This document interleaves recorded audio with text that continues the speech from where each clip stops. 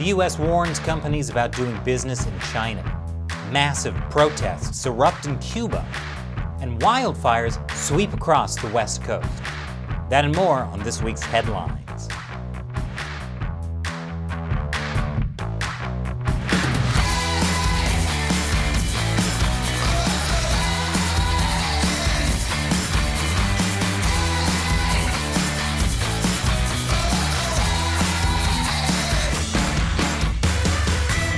Welcome to America Uncovered. I'm Chris Chappell. This episode is sponsored by Daily Peanut. The news can be a tough pill to swallow. That's why Daily Peanut gives you a daily dose of news in equal parts humor and substance.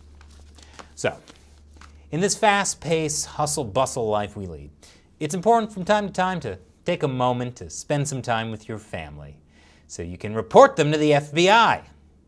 The FBI is asking citizens to report members of their family they suspect of homegrown violent extremism. Remember everyone, snitches get stitches. And that's the closest you're going to get to universal health care in America.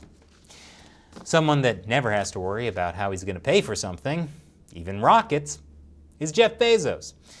Jeff Bezos' rocket company, Blue Origin, received government approval to launch Bezos and others into space. I didn't realize you needed permission to go to space. I didn't realize you needed permission for anything when you're Jeff Bezos. Jeff Bezos is playing catch-up with Virgin Galactic's billionaire founder, Sir Richard Branson, who just rode his own rocket plane to space. How typically British, traveling somewhere black and trying to colonize it. These billionaires are in a race to offer commercial space travel. Some think they're trying to make themselves richer, but personally, I think it's just an orbit measuring contest. Just look at those rockets. They're definitely compensating for something. Speaking of traveling to places that are dangerous and may or may not contain intelligent life, Florida. Governor Ron DeSantis is urging cops to move to Florida for better workplace culture. That's right, move to Florida for the culture. That'll make cops' jobs easier. Instead of living in South Dakota, where the biggest crime is cow tipping, they can relocate to Florida, where the cows are on meth. But there are places with a much worse workplace culture, namely China. The U.S. strengthened its warnings of doing business in China's Xinjiang region over human rights abuses. The State Department issued a statement saying, given the severity and extent of these abuses, businesses and individuals that do not exit supply chains, ventures, and/or investments connected to Xinjiang could run a high risk of violating U.S. law. The statement said China's government continues horrific abuses in Xinjiang and elsewhere. So the State Department knows these abuses are being committed, and their response is to just give U.S. companies a stronger warning to leave China? That'd be like if a teacher saw a bully giving kids wedgies and said, if you don't stop, I'll ask even less politely next time. At least this is better than the U.S. government's old recommendation, which was, go do business in China. Think of all the money you'll make. Just make sure to invest in suicide nets. Actually, those suicide nets were set up at Foxconn, which makes iPhones and other electronics. Foxconn is actually a Taiwanese company, or as the Chinese government calls it, a Chinese company. And also that never happened. Don't question the official story. If U.S. companies insist on doing business in Xinjiang, then I think they should be required by law to print on every piece of clothing they sell, I turned a blind eye to ethnic cleansing in China, and all I got was this slightly cheaper t-shirt. Not sure how well those would do at a Target. More after the break. Welcome back. Cuban citizens are protesting in the streets against the government. Many of them are demanding an end to communism. It comes amid the worst economic crisis since the fall of the Soviet Union, increased repression of political dissidents, and a strained healthcare system due to a surge in COVID cases. This is the largest protest in Cuba in decades. It's also the most pushback against communism I've seen since the last time someone mentioned critical race theory around my Uncle Steve. He's been real testy about it ever since seeing the episode I did 2 days ago. This protest in Cuba is unprecedented. thousands of citizens across the entire country chanted liberty in the streets, even though one State Department official thought they were only protesting rising COVID cases. Later, after being directly asked by a reporter, Press Secretary Jen Psaki clarified the White House believes communism is a failed ideology.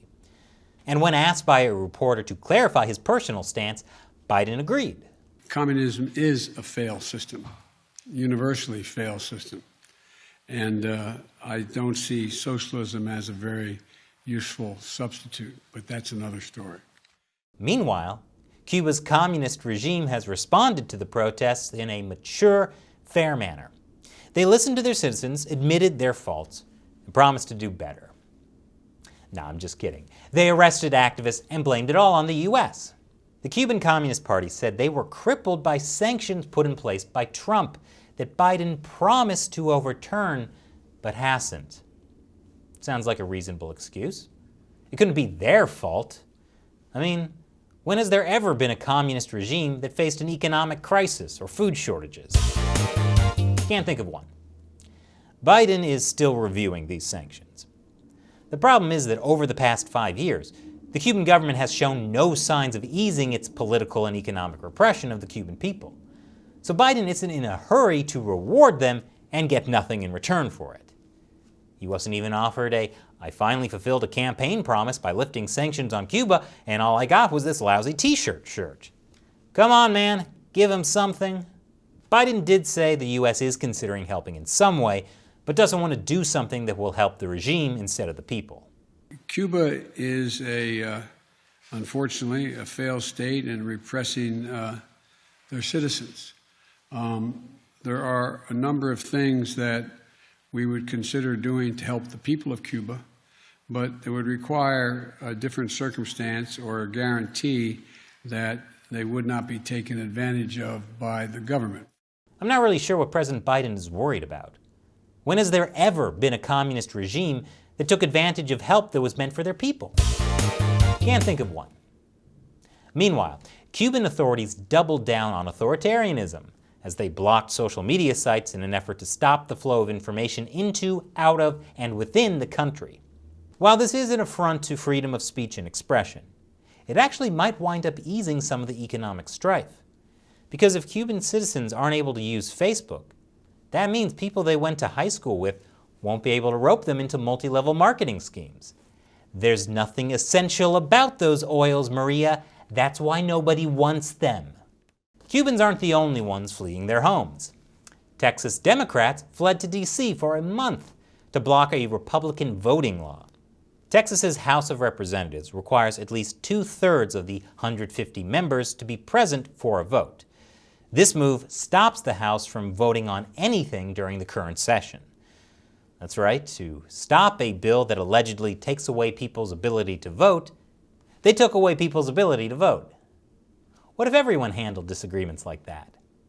Hey honey, do you want to go to Chili's for dinner tonight? Nope. See ya in a month. Ouch. Now he really wants his baby back. This is the second time that Democratic lawmakers have staged a walkout on the voting of this law, and Texas Governor Greg Abbott is not happy about it. Abbott announced Democrats who fled the state will be arrested upon their return to Texas. Arresting your political opponents? Got anything to say about that, Uncle Steve? No? Now you're quiet? Can all the politicians in this country please stop threatening to lock up their political rivals? It's completely un-American. Just settle this matter in the more civilized, traditional Texas manner, with a gunfight. We can't just arrest politicians just because they're not doing their job. If we did, there wouldn't be any politicians left. Then who would the Cuban government blame for all their problems? Won't anyone think about the Cuban government's feelings? Speaking of voting, Vice President Kamala Harris announced the Democratic National Committee is making a $25 million investment to counter Republican voting laws. Harris claims Republican voting laws serve to make it harder to vote. And President Biden on Tuesday called these laws un-American and called preserving voting rights a national test of our time. Meanwhile, Texas Governor Abbott claims the Republican voting reforms would make it easier to vote, just harder to cheat. Whereas I claim these voting laws are just excuses for both parties to grandstand and gain political clout. And the more both sides waste time on this issue instead of addressing more pressing concerns, the less I want to vote for any of them. And after the break, California Governor Gavin Newsom has his own voting problem. Welcome back. A judge ruled that California Governor Newsom won't be able to identify himself as a Democrat on the ballot in September's recall election. This is because in filing his official response to the recall effort from February last year, Newsom's staff failed to designate his Democrat Party affiliation.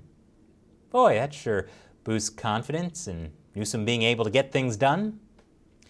To be fair, the party Newsom is most affiliated with is the one he had at the French Laundry.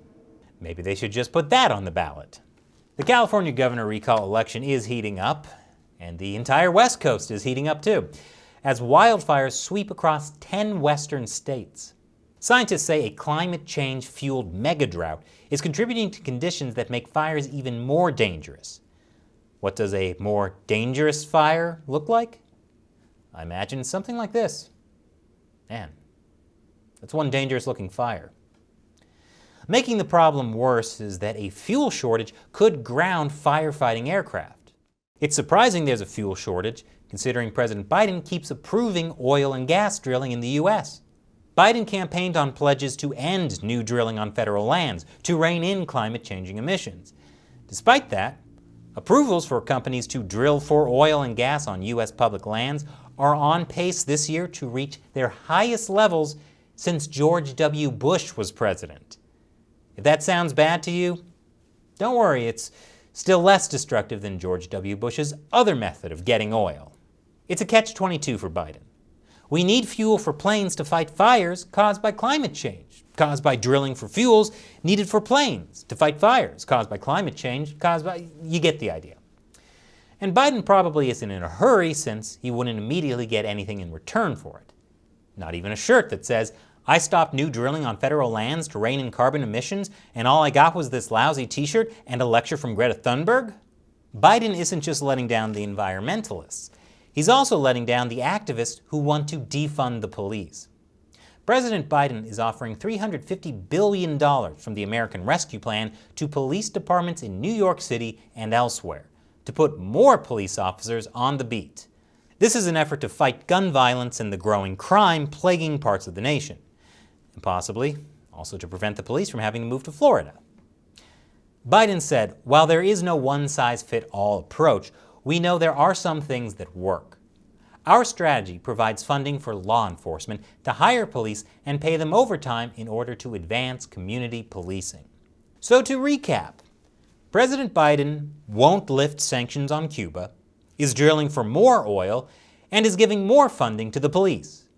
Not to mention continuing the border wall and keeping immigrant children in detention centers. With all that in mind, I'd like to be the first to congratulate Joe Biden on becoming the 2024 Republican nominee for President of the United States. And this episode is sponsored by Daily Peanut. I know you like following the news. And Daily Peanut gives you interesting news stories to read every day. They're fast, timely, and entertaining. Just subscribe to their email newsletter. It's free, and you can read it on your phone, computer, or tablet. It's a great way to filter out the noise and learn more about the world news that matters. There's more than 250,000 other readers already, so join for free. Click the link to Daily Peanut in the description below. Once again, I'm Chris Chappell. Thanks for watching America Uncovered.